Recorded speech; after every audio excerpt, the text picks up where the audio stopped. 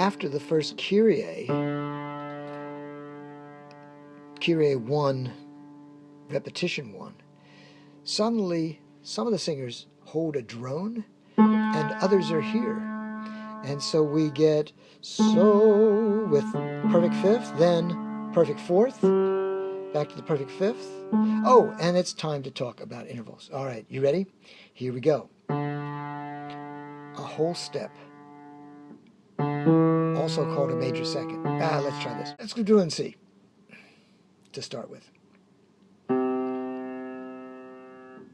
going to look at all the intervals between C and G. First of all, C to D. First of all, C to C. If I sing and you sing or if I sing and the piano plays, how many notes involved? It's just that one note. And how many steps? 0 steps. It's called a perfect unison. But suppose if the piano or I sing 2 different notes, C, D flat, well, we have 2 letter names. And notice we have a half step. That's called a minor second. Suppose if we do C, D, still 2 notes, but we have a major second. Now, how about C, D, E flat? Well, we have 3 letter names, and we have a step and a half, minor third, 2 steps, major third, C, E, 2.5 steps, 1, 2, 3, 4, 4 notes, 2.5 steps, perfect fourth, and 3.5 steps, perfect fifth. And what's in the middle? Well, the tritone. 1 step, 2 steps, 3 steps. If you call that F sharp, it's an augmented fourth. And if you call it G flat, as we heard in Gustav Holst's Planets, the Mars movement, and you have a diminished fifth, that ominous, evil sound. The Diabolus in Musica. Did Jimi Hendrix know all about this? You bet. Do-do-do-do, do-do-do-do. The devil in music, Diabolus in Musica. Diablo Valley College. We attend the Devil's College. So why do we call it Mount Diablo? The namesake of the college, and the valley, of course. The story goes that when the Spanish were exploring around present-day Mount Diablo, a Native American came bursting out of the woodland in ceremonial garb, medicine man style, and the Spaniards looked at him and the reaction was, Diablo! So intervals formed against a drone with the melody above. Is there any evidence of this practice in medieval music? Well, kind of. There are manuscripts that show movable drones, at least, and we'll see one of these written, or, well, hundreds of years later, or actually they were probably codified at the same time, but at any rate, it shows a movable drone against the Kyrie 4 melody. So it's maybe not too much of a stretch to say that possibly before the movable drone was the fixed drone, and once again we know that was true in Indian music, some Middle Eastern music, etc., etc. So once again, why not in, say, France or Italy? So perfect fifth here, down to perfect fourth, perfect fifth. This is actually a 7th. We'll get to that next week.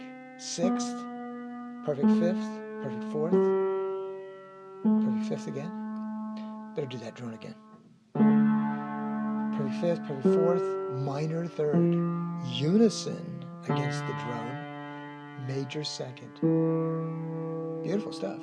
And in resonant stone church cathedrals, a la what we also heard in Ethiopian music, you would hear these notes continuing. Major 2nd again, perfect 4th, perfect 5th, the rest you know.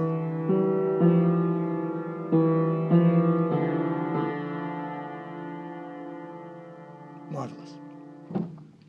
You'll also hear this group sing in parallel fifths, always keeping a fifth away, and that'll be a 3rd time through.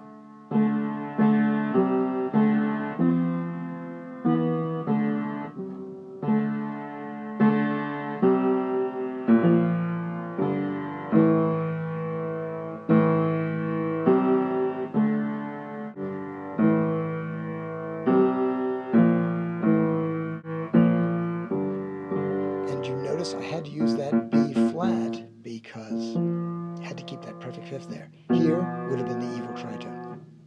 Oh, just a little bit more about that resonance. And that early introit that we heard, which had, perhaps you noticed, and perhaps I will go back and say it, a B flat in it. This is the medieval church in denial. They were actually, in Gaudiamos, it goes like this. Te do do sol le so. If it were truly Dorian, it would be this. Te do do sol la so. But for some reason they like that better.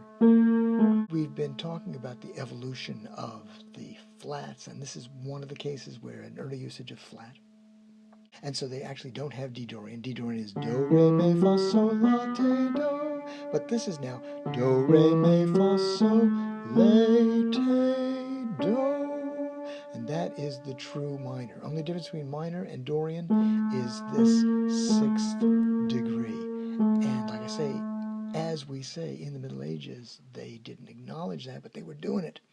And we saw a similar thing, actually. Well, last session, we dealt with F Lydian versus F major. And we're about to see the chant, or a chant, that shows this difference. Oh, joy. But we're getting ahead of ourselves. Of course, we've been hearing a lot of Kyrie 4. Here's Kyrie 8. The numbering, again, from the Liber Usualis, the usual book. You, too, can speak Latin. And for the record, the Kyrie is the only part of the Latin Mass that's actually in Greek.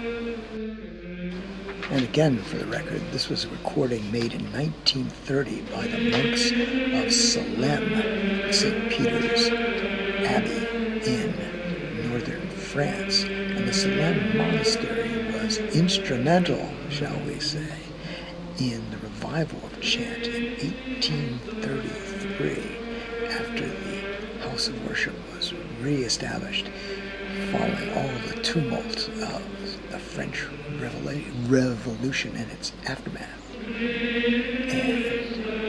we also have Salem to thank or not thank for the fact that this has become the gold standard of performance. All the neumes being realized in the same rhythms. Does that make sense, actually? The steady smoothness, the lack of really strong pulse, no ornamentation. Recent research has suggested that this may not be the only approach. Here's Kyrie 11, at least the beginning, which is also in D minor, masquerading as D Dorian. There's that B flat again. Both at the beginning, almost as a key signature, and then later as a reminder and accidental, always placed in front of the note. We say B flat, we write flat B. Not my fault. Also not my fault, this is a C clef.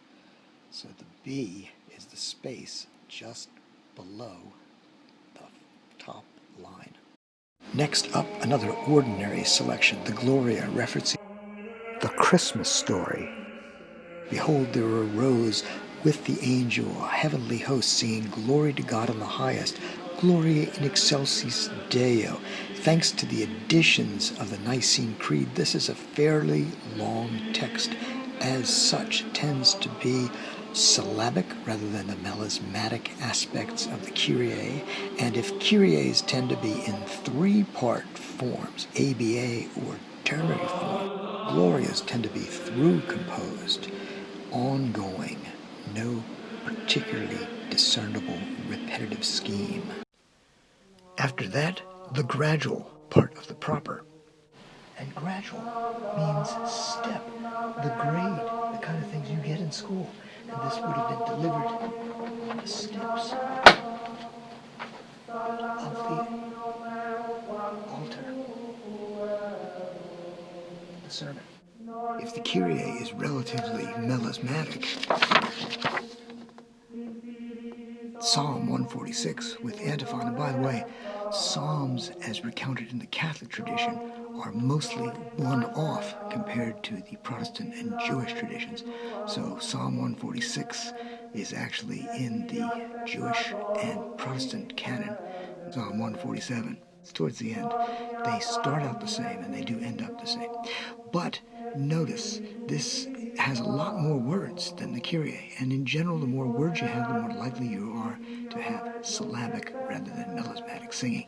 And here, we don't even have a botheration of putting out the exact number of notes. And notice how flexible this is. Different verses have different number of syllables, so this phrase expands and contracts as it goes. Really quite marvelous. And this is a textbook, because we're looking at sort of a textbook example of what's known as E Phrygian. And it cadences always on E. We're in bass clef, and you're going to have to deal with this, right? Or you did last week. And here is the scale.